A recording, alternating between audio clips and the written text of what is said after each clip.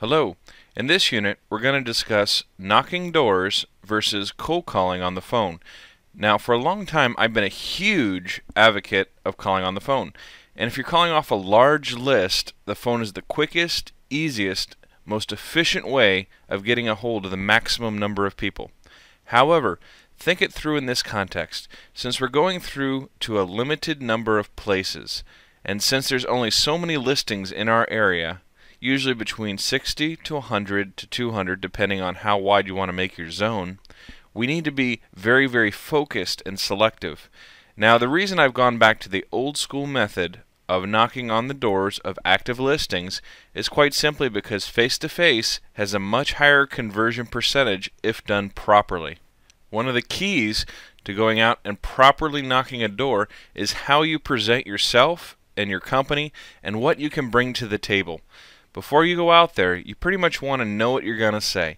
And I would encourage you to use the active listing script that we have. It's a variant of a much older script that's been used for 20 years. And it really does work. But you have to be able to think on your feet. And a lot of times you'll feel stumbly and fumbly when you go out there in the door. You'll feel embarrassed.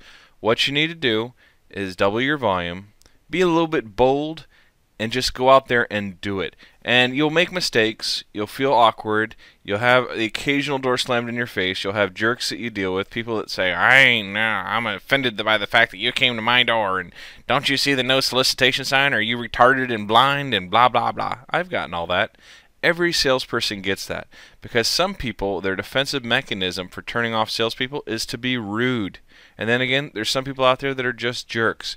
And sometimes, while the phone may be hard as far as rejection goes, the door can be 10 times worse because you actually have to look the person in the face. And you might even see them as you pass by them at Walmart. That's how rough it is, especially if you live in a smaller city or an area that's more local in nature rather than a huge metro area. Now, one of the things you might also get is you might also get some angry realtors call you, and that occasionally happens. You'll get a realtor call you and say, "How dare you call my listing? That's my listing, and who do you think you are? And I'm never going to send you any business anyway, and blah, blah, blah, blah, blah." Well, what I would encourage you to do is just bring the realtor down if that does happen, and just say, "Listen, just like yourself, I prospect for business every single day. And what I'm simply doing is offering them more choices as far as their financing goes, and I'm not trying to steal your listing or mess with your listing at all. This is just simply for when they go and they buy their next home. By the way, are you going to represent them when they buy their next home?" "Well, of course I am, blah, blah, blah, blah, blah." Well, great. What I'd like to do is sit down with the clients, see what we can do to help them out, and make sure that they're getting all the options that are available to them today in today's market. What I'd like to do is set an appointment, and if you'd like to be there, I'd love for you to join us to sit down and talk. And once again, if you'd like to join us, or if you just simply want an update as to what's going on, I would gladly do so, because we always try to keep our realtors in the loop since you're a valuable and vital part of the transaction. You see, this whole step of the way, I haven't gotten personal with them. I've beaten them with my professionalism. And a lot of realtors aren't used to that. A lot of realtors are used to fighting and having drama and their files falling out. If you're just professional, clean cut, and right to the point, a lot of times that will disarm them and actually make them respect you more.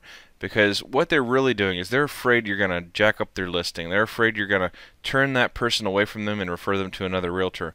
Because just like us, realtors have very real fears of things that interfere with their paycheck. So make sure you take that into account and understand where they're coming from. Now, how do we go ahead and how do we get our list to go out there? It's very, very simple. Once again, we talked about it a little bit earlier. I would encourage you just to simply type in your area and find out what's going on in the search engines, and you'll get plenty of realtor web pages.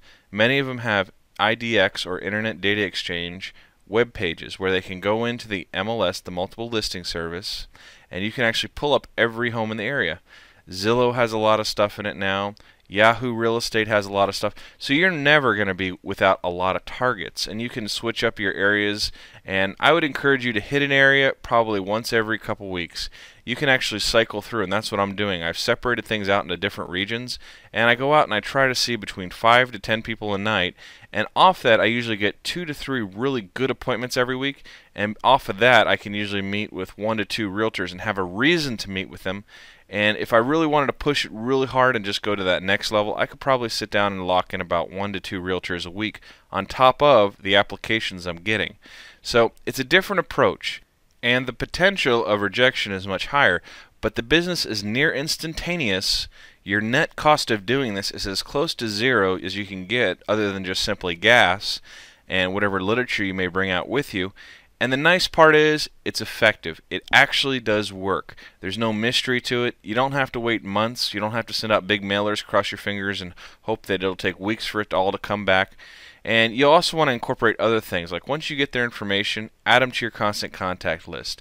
Send them updates. Follow up with them via phone call, because once you go out there and knock the door just once, that might not be enough. I would encourage you to call every week or two just to see what's going on. And once you do have the application, I would follow up with them on a regular basis, either weekly or even more than weekly, depending on what the needs are. And also follow up with the realtor too, just to see how the listing sale is going, and also just to update the realtor as to where the status of the file is. And a lot of times, if you stay in contact with the realtor and are professional, they'll just start flowing business to you. And that's really happened in my practice, and it's been a really neat thing to see, because we always have fear of realtors that they're going to stick us in the back and they're going to betray us.